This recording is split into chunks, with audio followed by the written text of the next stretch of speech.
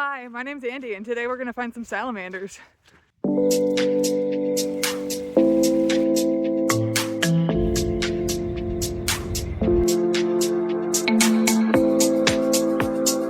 It is 46 degrees, it has just rained for a very long time, and it's super cloudy. Most people would think this is a horrible time to go be in the woods because it's going to be super muddy, it's not super nice outside, why would you be out there? But those people don't know salamanders. And we're hopefully going to find some today. I should probably explain what a salamander even is. A lot of people get them confused with like the gecko gecko lizard, which is not at all a salamander.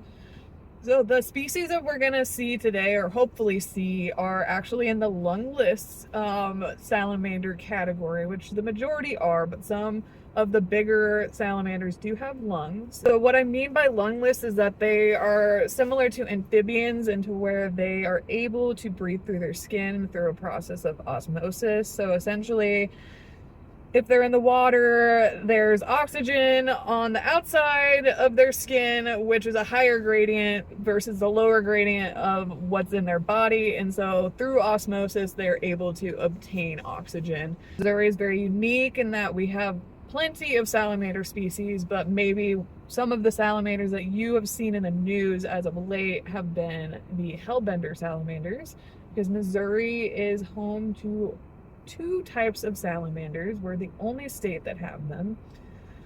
Well, at least both species. And the St. Louis Zoo has done a breeding program and successfully released, I think, the Ozark salamander back into the wild, if I am not mistaken.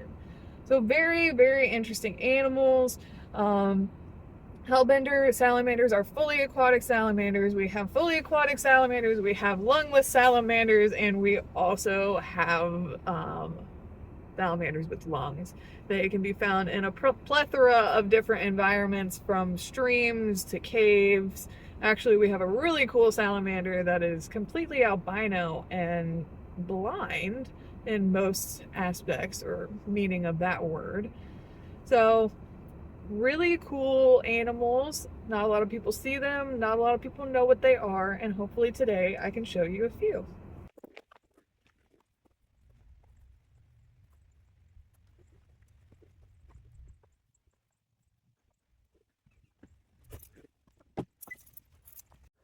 So this first spot is really cool. I did find it, I think, last year.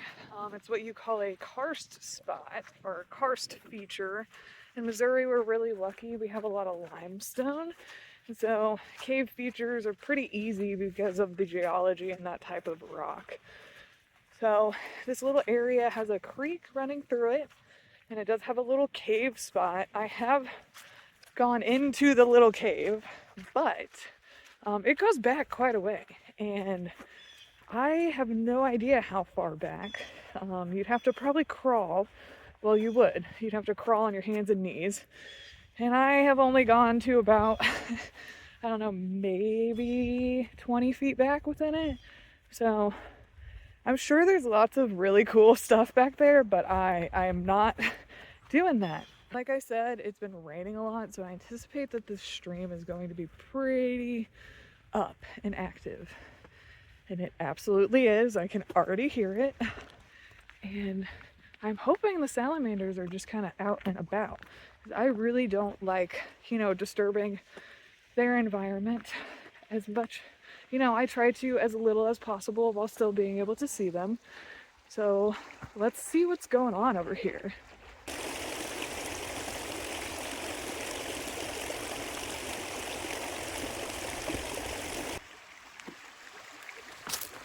Like I said, the water is really up.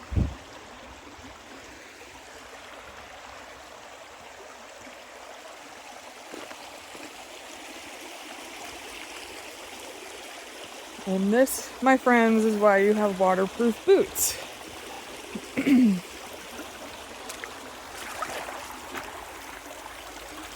Alright, so these salamanders could be basically anywhere around here. It is kind of cold, so they might not be out yet, but knowing what I know about this area, they are definitely here.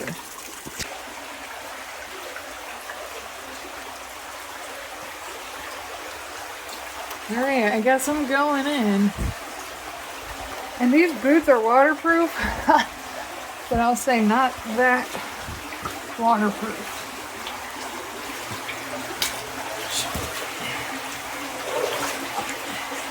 Oh, and there's a salamander, guys. So this is a cave salamander, Eurycea lucifuga, as I remember correctly.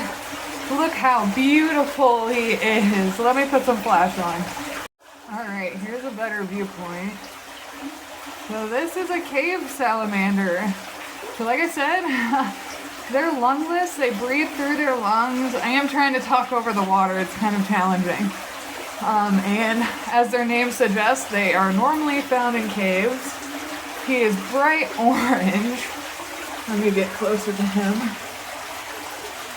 He is bright orange, and he is a beautiful example of a really, really nice cave salamander.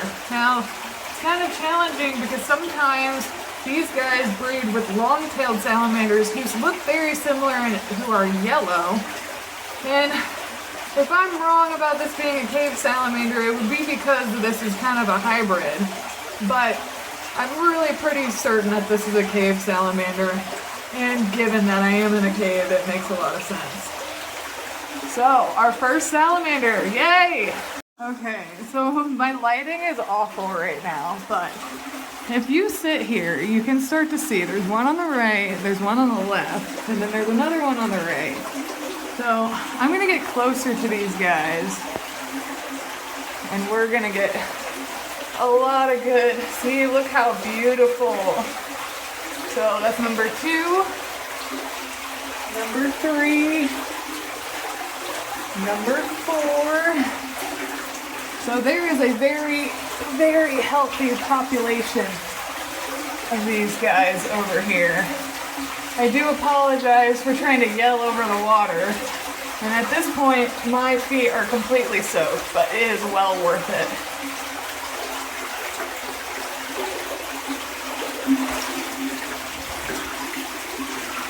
Alright, so this is actually a long-tailed salamander.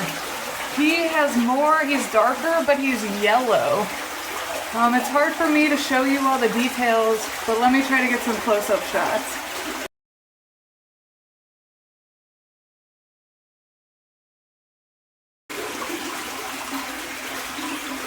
I would also like you to see how I'm positioned. My feet are soaked, and you cannot see without the light.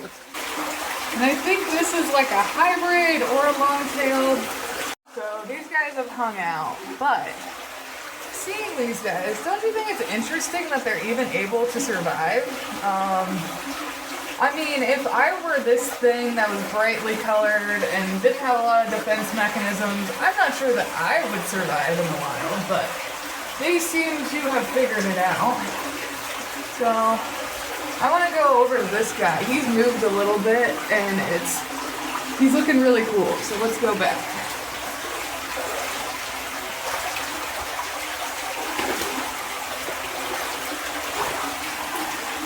Yeah, he's posing now. He is posing now. But you see how there's darkness on the sides? That is how you know it's different than this guy. He's also more orange, the cave salamander, versus the long-tailed. So, and this is here. There's another long-tailed and a cave right next to each other. You can kind of see the coloration is a little bit different on these two. Now, if I were a salamander, I'd probably chill out in here. But, you know, there's probably salamanders under that leaf litter right there, and you just have no idea. Well, I had to get out of there. It is a tight little crouch in there, and I'm completely soaked, but it was well worth it. I knew they would be out today because of just how much water is flowing and how much rain we've had. And they're one of the first species to get out and about.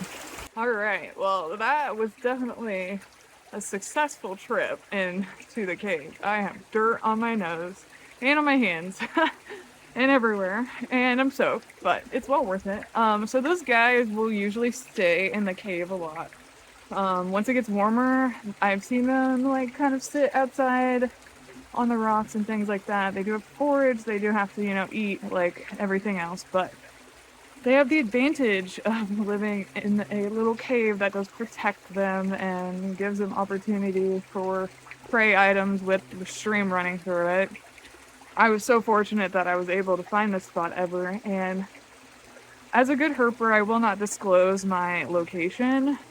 There's kind of a huge controversy over, on one hand, it's really cool to see people who are interested in wildlife, but there's also the risk of if you disclose your location, people will come and kind of destroy that area, unfortunately.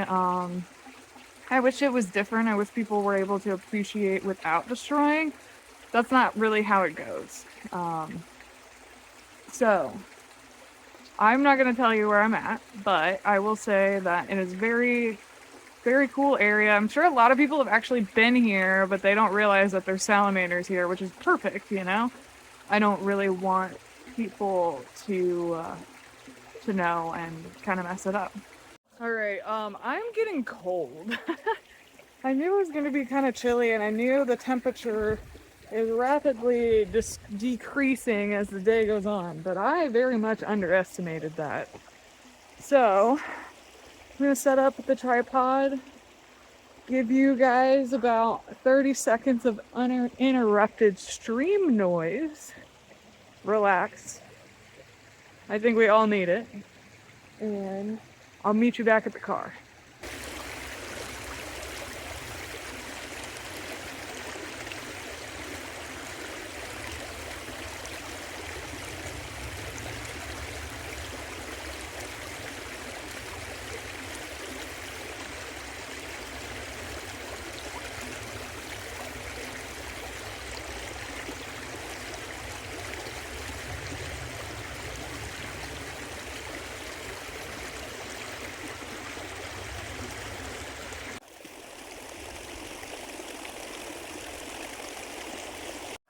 I'm hoping you can hear it on camera.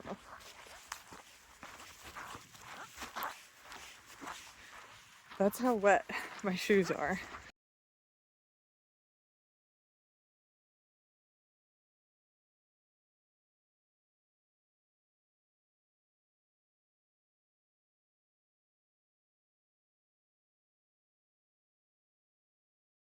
So to recap our Salamander Saturday, as I remember, it was 4 cave salamanders and 2 long-tailed.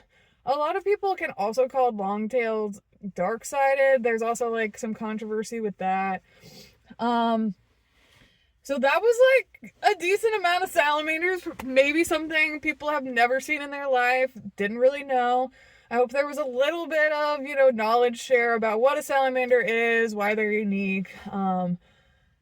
The biggest thing that I want everybody to get from today's video is that this world that we have been given is really, really awesome, but we have a responsibility to not only enjoy it, but to take care of it and to not add to it. So the leave no trace is super true.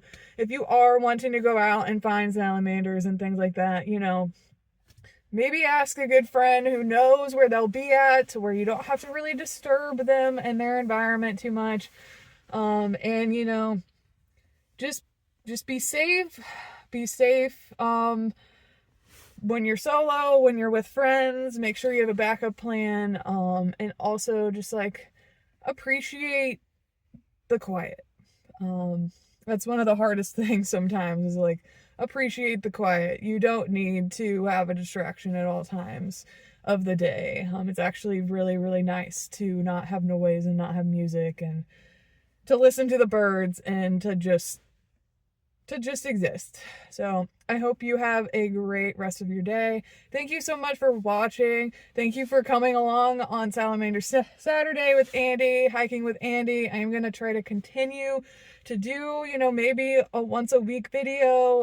It is going to be weather dependent, or, if I have time to go on a hike.